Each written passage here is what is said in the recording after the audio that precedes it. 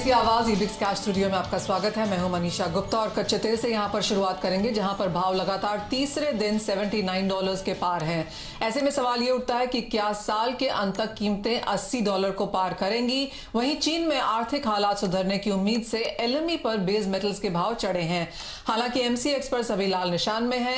साथ ही 2022 में कॉटन की कीमतें कहां रह सकती हैं, क्योंकि यहां पर भी हमने इस हफ्ते बढ़त आते हुए देखी है। इन सभी पर चर्चा करने के लिए हमारे साथ जुड़े हैं कोटक सिक्योरिटीज के सुनील काटके, मोतीलाल ओसवाल के नवनीत दवानी और डीडी कॉटन के अरुण सेक्सरिया। लेकिन शो की शुरुआत करते हैं कच्चे तेल से, जहां पर अपनी राय देने के लिए हमारे साथ जुड़े हैं एनर्जी एक्सपर्ट नरेंद्र तनेजा।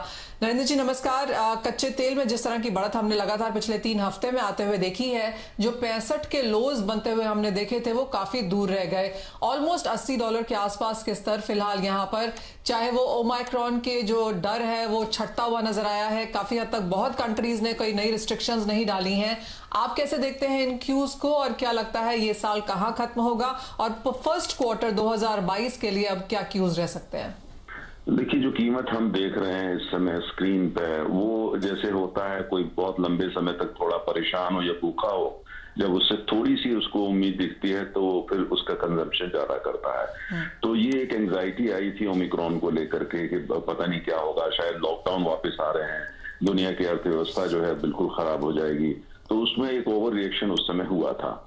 अब उससे थोड़ी राहत मिली है तो बाजार ने जो कीमतों के संदर्भ में जो है अति उत्साह दिखा दिया है, ओवर रिएक्शन है, ओवर एंथुसियाज्म है।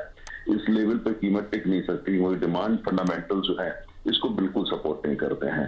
तो लिहाजा अभी जैसे ही उत्साह खत्म हो जाएगा, हो सकता है कि ये 31 तक चले, लेकिन ये है कि जैसे ही उत्साह खत्म होगा तो रियलिस्टिक लेवल जो है, जो डिमांड फंडामेंटल्स है उससे कोरिलेट करेगा, कीमत वहीं वापस जाएगी। इस लेवल पर सस्टेन करने का तो कोई प्रश्न नहीं उठता। अमेरिका, आपने चीन का जिक्र किया, अमेरिका ने जो है कुल मिलाकर के वहां से भी कुछ साइन आए हैं, उसको लेकर भी थोड़ा एक उत्साह आया है बाजार के अंदर। लेकिन ये उत्साह जो है ये डिस्कनेक्ट है जो डिमांड फंडामेंटल्स है, लिहाजा इस लेवल पर कीमतें नहीं टिकेंगी। और जहां तक मेरा मानना है कि अगर जो है ओमिक्रॉन बहुत बड़ा जो है दुनिया की अर्थव्यवस्था में तूफान पैदा नहीं करता है, तो स्लो और स्टेडी जो डिमांड है उसमें ग्रोथ आएगी और उससे जो कीमतें हैं वो एक ऐसे लेवल पे आकर के स्टेबलाइज होना शुरू हो जाएंगी जिस पर होना चाहिए, जो मेरे अपने हिसाब से जो है वो 70, 72, 73, $74 के आसपास की ये रेंज होनी चाहिए। डिपेंड करता है कौन सा ग्रेड है ब्रांड के अंदर भी। और बाकी जो है 2-3 महीने अभी यही सिचुएशन चलने वाली है। और जो फर्स्ट हाफ है 2022 का, उसमें कीमतें थोड़ा सा जो है फर्म होंगी अगर ओमिक्रॉन जो है थोड़ा काबू में आ जाता है। और दूसरी तरफ अमेरिका में संसद के चुनाव हैं अगले साल, और उसमें अमेरिका की पूरी कोशिश है, इतिहास गवाह है कि जब भी वहां चुनाव होते हैं, खासतौर से संसद के या राष्ट्रपति पद के, तो वो तेल की कीमतों को अंकुश में रखते हैं। और अमेरिका में इतना दम है कि वो तेल की कीमतें और बाजार को भी कंट्रोल कर लेता है, कम से कम कीमतों को बढ़ने नहीं देता। और वो होगा, इस बार भी होगा। लेकिन कुल मिलाकर के अगर अर्थव्यवस्था रिकवर होने लगती है, ग्लोबल इकोनॉमी पटरी पे आने लगती है और ओमिक्रॉन का जो एक भय है वो डाइल्यूट हो जाता है, तो फिर जो है, क्योंकि पिछले 2.5 साल में तो निवेश हुआ नहीं, ना तेल के भंडार खोजने के लिए, ना इंफ्रास्ट्रक्चर में, ना ऑयल फील्ड के डेवलपमेंट में, तो कमी तो जाहिर है तेल की आएगी। सप्लाई साइड कंस्ट्रेंट जो है वो अगली गर्मियां अमेरिकी चुनाव के बाद आपको देखेंगी कीमतों में भी, और कीमतें तब जो है वो ऊपर की दिशा में जाएंगी। और मेरा मानना है कि 2022 का जो सेकेंड हाफ है, तब से एक नया उतार, एक दूसरी दिशा में कीमतें जाना शुरू होंगी तेल की, और वो $80 से स्टेडी, मतलब उस पर आने के बाद बढ़ेंगी, और शायद 23rd के एंड आते आते $100 पर बैरल स्टेडी बेसिस पे, डिमांड फंडामेंटल जिसको फंडामेंटल सपोर्ट करे, वहां कीमतें टिकना शुरू होंगी। तो नरेंद्र जी, आपने इमीडिएट और साथ ही साथ एक ब्रॉडर व्यू तो दिया क्रूड प्राइसेस को लेकर और ट्रिगर्स भी बताए, लेकिन अब जो अपकमिंग इवेंट है 4 जनवरी का ओपेक देशों का, क्या एक्सपेक्ट कर रहे हैं? उस मीटिंग से प्रोडक्शन कितना बढ़ सकता है और उस डिसीजन का क्या इमीडिएट इम्पैक्ट प्राइसेस पर दिखते हैं?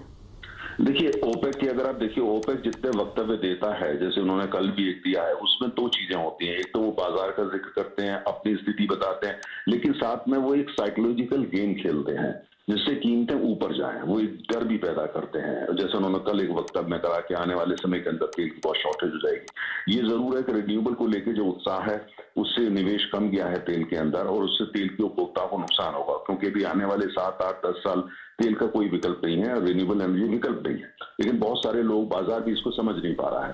और वो ये मान के चल रहा है कि वो विकल्प बन जाएगा, तो ओपेक वहां पर राइट है। लेकिन ओपेक ये नहीं चाहेगी, ओपेक को दिख रहा है कि आने वाले समय में कीमतें ऊपर जानी ही जानी है। ओपेक को पता है चाहे वो अपना कोई पॉलिसी इंटरवेंशन ना करें तब भी कीमतें ऊपर जानी है। तो मुझे नहीं लगता कि उसको वो ओवरप्ले करेंगे और पब्लिक जो ओपिनियन है उसको अपने खिलाफ उसको खड़ा करेंगे। क्यों करेंगे जब डिमांड फंडामेंटल्स जो है उनके सपोर्ट में जाने वाले हैं, वो धैर्य दिखाएंगे और कीमतें तो बढ़नी है, वो जानते हैं, क्योंकि सप्लाई कंस्ट्रेंट आने वाली है। नरेंद्र जी, एक फाइनल सवाल है आपसे, क्योंकि इस साल में हमने कई दिन यहाँ पर लगातार पेट्रोल डीजल के भाव बढ़ते हुए देखे। ऑल टाइम हाई लेवल्स हमने यहाँ पर इस साल में देखे हैं। जिस तरह का वक्तव्य आपने दिया कि अगले साल और उसके अगले साल भी कच्चे तेल के भाव लगातार ऊपर जाएंगे, तो फिर भारतीय बाजारों में क्या स्ट्रैटेजी हम आगे देख सकते हैं अगले साल के लिए? देखिए, दुर्भाग्य यह है कि तेल को लेकर के भारत के पास कोई स्ट्रेटेजी नहीं है, कोई मीडियम टर्म लॉन्ग टर्म कोई स्ट्रेटेजी है नहीं। बनती है, कागजों पे बनती है, विजन आते हैं 2030, 2035, 2025, लेकिन उसका कोई इंप्लीमेंटेशन नहीं होता। तो भारत एक बड़ी अर्थव्यवस्था में, भारत एकमात्र ऐसा देश है जिसके पास तेल को लेकर के कोई दिशा नहीं है, कोई विजन नहीं है, और स्ट्रेटेजी तो कर बहुत दूर की बात हो जाती है। तो उसका जो भुगतान है, नुकसान वो आम उपभोक्ता को होगा, देश को भी होगा, सरकार को भी होगा, और कुल मिला के अर्थव्यवस्था को होगा।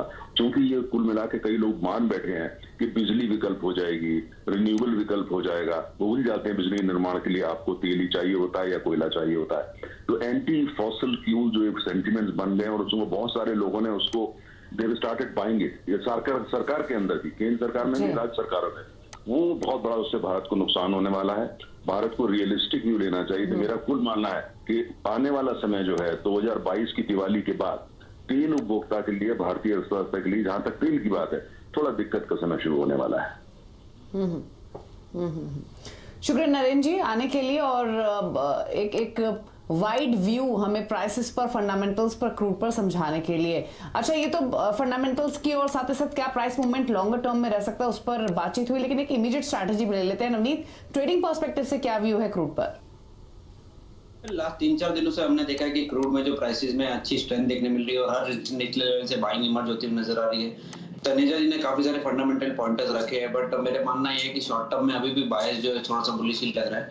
5650 के आसपास बाई किया जा सकता है। 5600 का नीचे का स्टॉप लगाएंगे, एंड 5730, 5750 तक के टारगेट देखने मिल सकते हैं। करीब करीब $1 से $1.5 की तेजी टेक्निकल लेवल्स पे अभी भी आ सकती है।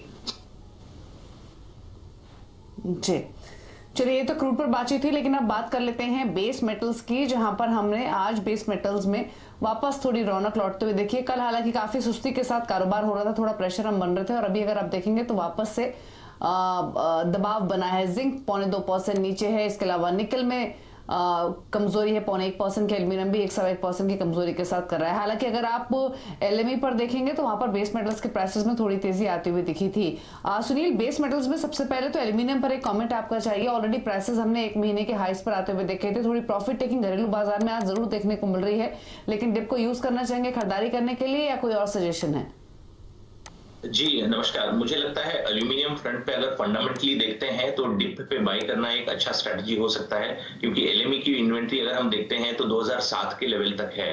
तो एंटिसिपेशन ये है कि डिमांड में अच्छी खासी रिकवरी आएगी, और जो सप्लाई कंसर्न्स है वो जारी रहेंगे आने वाले समय में। तो ओवर पीरियड ऑफ टाइम जो चाइना के स्टिमुलस मेजर्स हैं और इवन यूएस पेंडिंग बिल के ऊपर जो नेगोशिएशंस हो रहे हैं, वो कहीं ना कहीं बेस मेटल में एक पॉजिटिव रुझान जो है, डायरेक्शन जो है दे सकते हैं। स्पेशली एल्यूमिनियम फ्रंट पे मुझे लगता है कि थोड़ा बहुत पॉजिटिव साइड में देखने को मिल सकता है। हमने अक्टूबर में 260 तक का भी लेवल देखा हुआ था, अभी 224 के रेंज में चल रहा है। तो शॉर्ट टर्म में भी मुझे लगता है कि अगर किसी को वेरी नियर टर्म में एक हफ्ता वगैरह लेके चलना है तो 235 का टारगेट लेके बाय किया जा सकता है, 220 का एक स्टॉप लॉस लेके चल सकते हैं। ऑलराइट, खरीदारी की राय यहाँ पर मेटल्स में आती हुई। एलएमई पर तेजी है, शंघाई में कुछ गिरावट हमने आते हुए देखी, जिसका असर भारतीय बाजारों में है। लेकिन माफ कीजिए नवनीत, आप सोने चांदी में अब यहाँ पर क्या क्यूज लेके काम करेंगे, क्योंकि सोना 5 हफ्ते के हाईस पर है, चांदी 4 हफ्ते के हाईस पर है, क्या ये खरीदारी की राय है? कल मनीषा जी, कल के सेशन में हमने देखा कि सोना चांदी दोनों में थोड़ा सा प्रॉफिट टेकिंग का माहौल देखने मिला है। रिस्की एसेट्स में बाइंग फिर से अच्छी सी इमर्ज होते हुए नजर आ रही है, और अक्रॉस द बोर्ड इक्विटीज में अच्छी रैली या क्रूड ऑयल प्राइसेस में हमको अच्छी रैली देखने मिल रही है, जिसका दबाव थोड़ा सा crude oil gold silver prices पे देखने मिल रहा है। अब मुझे लगता है कि ये 2-4 दिन जो है 2 जनवरी तक थोड़ा सा सुस्त कारोबार रहता है ग्लोबल मार्केट्स में, तो उसका कुछ खास इंपैक्ट गोल्ड सिल्वर प्राइसेस को नहीं देखने मिलेगा, बट बाय ऑन डिप की स्ट्रेटजी रखनी चाहिए। 47,900 के आसपास आए तो मैं गोल्ड बाय करने की रिकमेंडेशन दूंगा। 47,800 का स्टॉप लगाइए एंड 48,150 तक के टारगेट देखने मिल सकते हैं। साथ ही साथ सिल्वर जो है गोल्ड से थोड़ा सा ज्यादा बुलिश लग रहा है। मुझे लगता है सिल्वर में हर डिप पे एक अच्छी बाइंग अपॉर्चुनिटी इमर्ज होगी। मीडियम टर्म पर्सपेक्टिव से 65,000 तक के विस्तार देखने मिल सकते हैं। शॉर्ट टर्म में 62,200 के आसपास बाय किया जाए, 61,850 का स्टॉप लगाए एंड 62,850 63,000 तक के लेवल 1 से 2 सेशन में देखने मिल सकते हैं। ओके, तो ये व्यू आपको मिला है गोल्ड सिल्वर दोनों पर। एक राय नेचुरल गैस पे भी ले लेते हैं। सुनील, कल हमने 300 के ऊपर प्राइसेस जाते हुए देखे थे, लेकिन उसके ऊपर क्लोजिंग नहीं आई। आज वापस थोड़े ग्रीन टिक्स देखने को मिल रहे हैं। क्या व्यू है इमीडिएट बेसिस पे नेचुरल गैस में इन लेवल्स पर? जी दीपाली, मुझे लगता है 295 का जो अभी भाव चल रहा है वो एक ठीक ठाक एंट्री लेवल बन रहा है। 2 रुपया तेजी में ओपन हुआ है मार्केट आज का। एक तो शॉर्ट कवरिंग देखने को मिल सकती है, उससे थोड़ा बहुत जो प्राइसेस हैं ऊपर जा सकते हैं। नियर कॉन्ट्रैक्ट एक्सपायरी है, ईयर एंड है, तो वहां से थोड़ा सपोर्ट मिल सकता है। उसके अलावा विंटर डिमांड में मुझे लगता है कि जो रशिया की तरफ से रिस्ट्रिक्टेड सप्लाई है और विंटर डिमांड में जो तेजी आने की जो संभावना है वो भी प्राइसेस को सपोर्ट करेगी। और क्रूड ऑयल के प्राइसेस में भी जो इजाफा हुआ है उसका भी सपोर्ट कहीं ना कहीं नेचुरल गैस को मिलेगा। यूएस एलएनजी एक्सपोर्ट के नंबर्स भी बेहतर हैं, तो वो भी कहीं ना कहीं प्राइसेस को सपोर्ट करेगा। तो मेरा राय इन्वेस्टर्स को या ट्रेडर्स को यही रहेगा कि 295 293 के रेंज में बाय करें। 289 का एक स्टॉप लॉस बना के 310 तक का टारगेट लेके चल सकते हैं एक से दो ट्रेडिंग सेशंस में। तो 289 के स्टॉप लॉस के साथ खरीदारी की सलाह नेशनल गैस में 310 के लाइकली टारगेट्स के लिए ये सलाह आपको मिली है। फिलहाल 296 के आसपास कर रहा है ट्रेड। रुकना इसी के साथ एक ब्रेक के लिए। ब्रेक के उस पार फोकस रहेगा एग्री कमोडिटीज पर और खासतौर से आउटलुक लेंगे कॉटन को लेकर।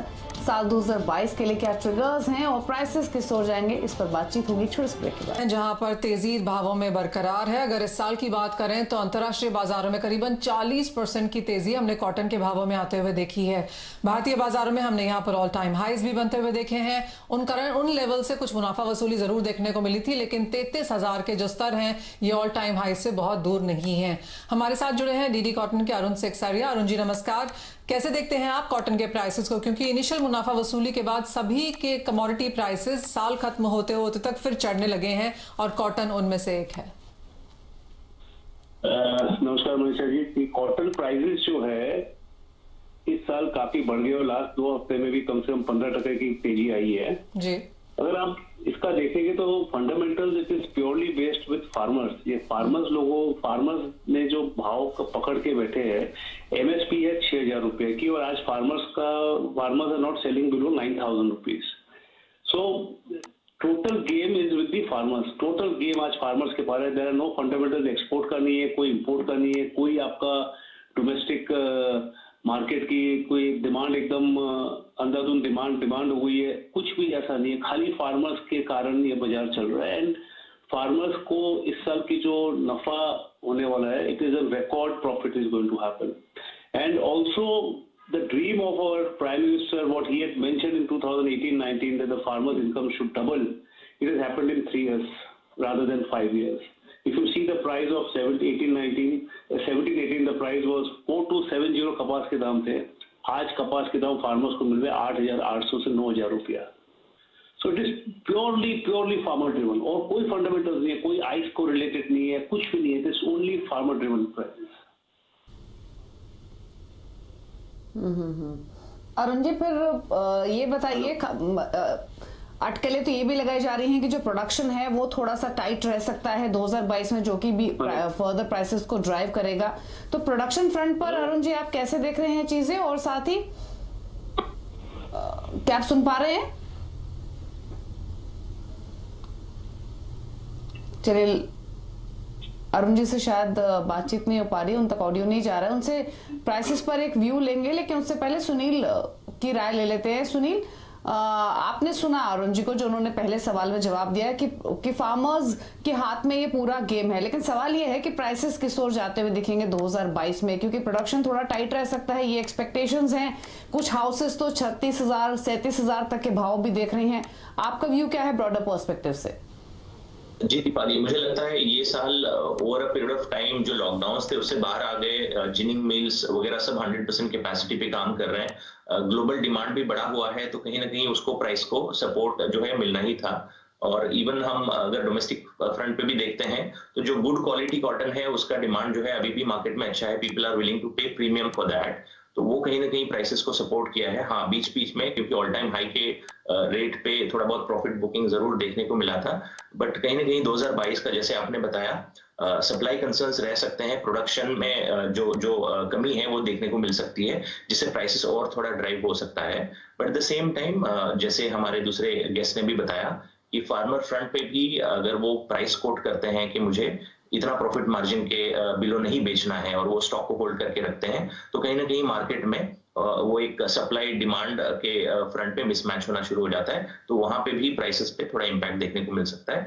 ऑल इन ऑल मुझे लगता है जो प्रोड्यूसर है उसको एक बेनिफिट मिल रहा है प्राइसेस का, जैसे उन्होंने बताया कि फार्मर इनकम डबल करना है, तो कहीं ना कहीं ये भी सपोर्ट मिल रहा है। और दूसरी तरफ से लॉकडाउन से बाहर आते हुए 100% कैपेसिटी पे मिलर जिनर्स सब काम कर रहे हैं, तो डिमांड भी ठीक ठाक है, कंज्यूमर स्पेंडिंग बढ़ा है, इन्फ्लेशन बढ़ा है कहीं ना कहीं, तो उसका भी जो है हमें असर जो है भाव में देखने को मिल रहा है। गोइंग फॉरवर्ड मुझे लगता है कि बहुत अग्रेसिव तेजी शायद न देखने को मिले। ये प्राइसेस कॉटन के अगर हम डोमेस्टिक मार्केट में देखें तो 30,000 से लेके 34,000 के रेंज में, तो जो 34,000 का जो ऑल टाइम हाई का प्राइस था, 30,000 और 34,000 के रेंज में प्राइसेस ट्रेड होते हुए नजर आ सकते हैं आने वाले समय में। पॉइंट टेकन, यानी कि किसान भाव कोट भी कर रहे हैं और किसान माल होल्ड करके भी रखे हुए हैं, और ये एक चीज हमने ये एक पर्सपेक्टिव है जो काफी सारी एग्रीकल्चर कमोडिटीज में आता हुआ देखा भी है। लेकिन जाते जाते नवनीत आपसे एक फाइनल सवाल, रुपए में क्या चाल बनते हुए देखेंगे अब आप अगले हफ्ते, क्योंकि ये वीक का वॉल्यूम पीरियड है, सीजनली स्लो है, अंतरराष्ट्रीय बाजारों में डॉलर में हल्की कमजोरी है, रुपया उसका कितना फायदा उठा सकता है? मनीषा जी, अगर हम देखें तो रुपए में करीब करीब ₹2.25 की अप्रिसिएशन लास्ट 7 ट्रेडिंग सेशन में देखने मिल गया है। 73 से 76.50 तक गया था और वहां से अब अप्रिशिएट होते हुए 74.50 के आसपास, 60 के आसपास ट्रेड करा है। मेरा मानना यह है कि डॉलर इंडेक्स का 96 के आसपास होवर कर रहा है, फिर भी रुपए में कुछ खास वोलेटिलिटी ज्यादा ही देखने मिल रही है, और ये जो फ्लोज है ये काफी हद तक अब सुस्त हो जाने चाहिए अगले 2-4 सेशन में। तो मुझे लगता है यहाँ से डेप्रिसिएशन का रुख फिर से आना चाहिए और आने वाले कुछ दिनों में आपको 75-50 तक के स्तर देखने मिल सकते हैं, जो यहाँ से 1% के आसपास का डेप्रिसिएशन है। ठीक है, तो ये आउटलुक आपको मिला है डॉलर रुपी पर फिलहाल 74.74 के लेवल्स देखने को मिल रहे हैं। चलिए इसी के साथ शो को समेटने का वक्त है। शुक्रिया नवनीत और सुनील आप दोनों का आने के लिए शो में और सभी कमोडिटीज पर कमेंट करने के लिए। इसी के साथ मुझे मनीषा जी को दीजिए इजाजत। ब्रेक के उस पार आप देख सकते हैं वायदा बाजार का पूरा एक्शन सुमित मल्होत्रा के साथ फ्यूचर एक्सप्रेस में। नमस्कार।